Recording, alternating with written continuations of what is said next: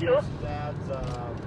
By my number W William 003-285-399-603. That's Tremke. Since we're the 28 registered studio with 9 million lumens, green in color, 808. Water tap 28, please. 3-285-399. We first started seeing methamphetamine as a real emerging problem back in the mid to late 90s. And it was still relatively new. I mean, there had always been meth around. Meth dates back to World War II and beyond. But it became a noticeable problem here in the late 90s, and it continued to get worse. What the drug itself does is overstimulate your system. It's made from a variety of really nasty, toxic things like red devil lye, anhydrous ammonia, acetone, muriatic acid, just horrible things. Certainly after a couple of times we see many people become addicted to the drug, and when that addiction sets in, it runs their life. They get skin lesions, visible sores on their skin that don't heal, and pretty soon they cover their body. The people become restless, they don't sleep, they don't eat, they get very paranoid. And if you start to combine these things, you can see why the drug would be so dangerous, and they're especially dangerous for us when we enter their homes to try and effect an arrest. And this is one of those drugs that we have to be able to have a credible message to our young adults. This is something you can't experiment with. This is something you can't just try recreationally. And all of a sudden, out of the woodwork comes these two young women, Christy Trettel and Rochelle Olson, and they're volunteering to be the ambassadors, if you will, to area students. Who would have more credibility in trying to make that case to students than students themselves?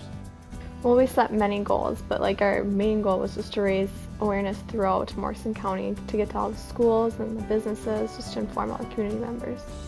Yeah, we started it mainly as a DECA project, and I heard from one of my friends that in Morrison County there are different meth task forces. So we decided to check one of those out at the courthouse last, I believe it was August, and we were just like, wow, this is cool. We joined the prevention/education task force. So they show up at a task force meeting one night, and they start talking about their DECA project and how they're trying to reduce meth use among high school students and build awareness about it.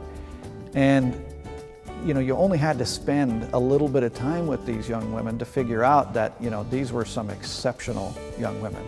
To start off, we appeared in front of the county board with a proclamation that we created, and they approved it, stating that meth awareness was officially February 5th through the 9th in Morrison County.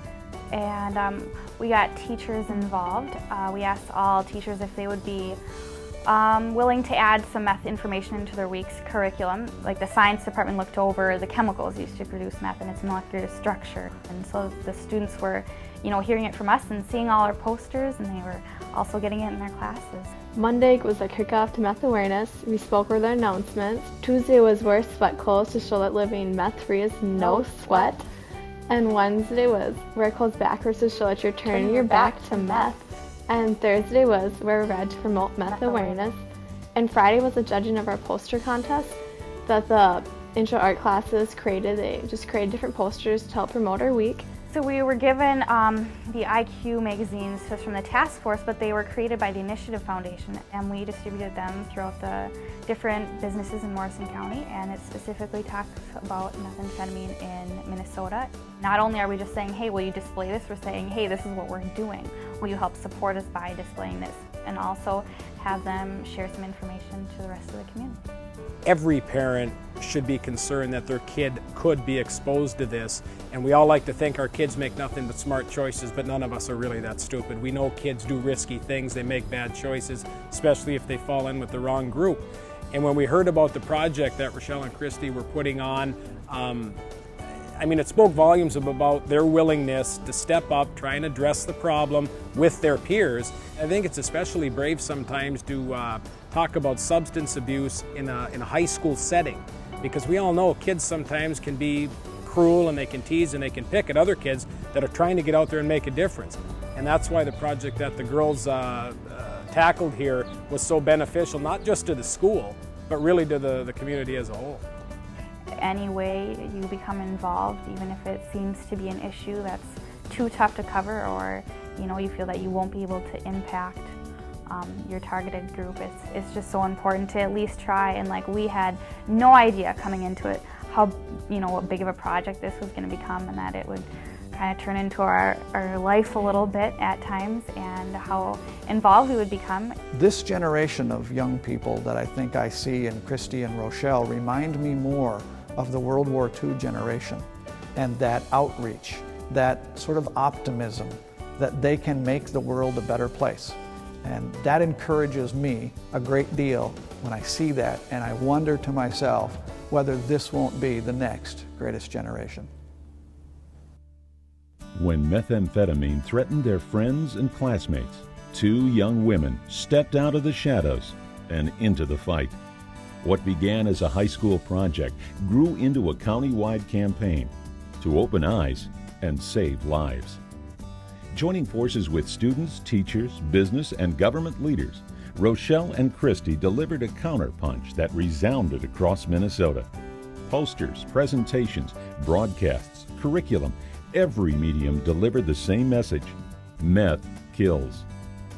Volunteering hundreds of hours, they gave many of their most memorable days and ventured where few teenagers dare to travel, outside the crowd.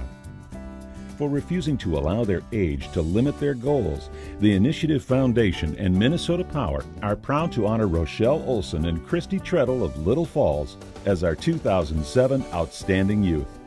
Please welcome them to the stage to accept the award.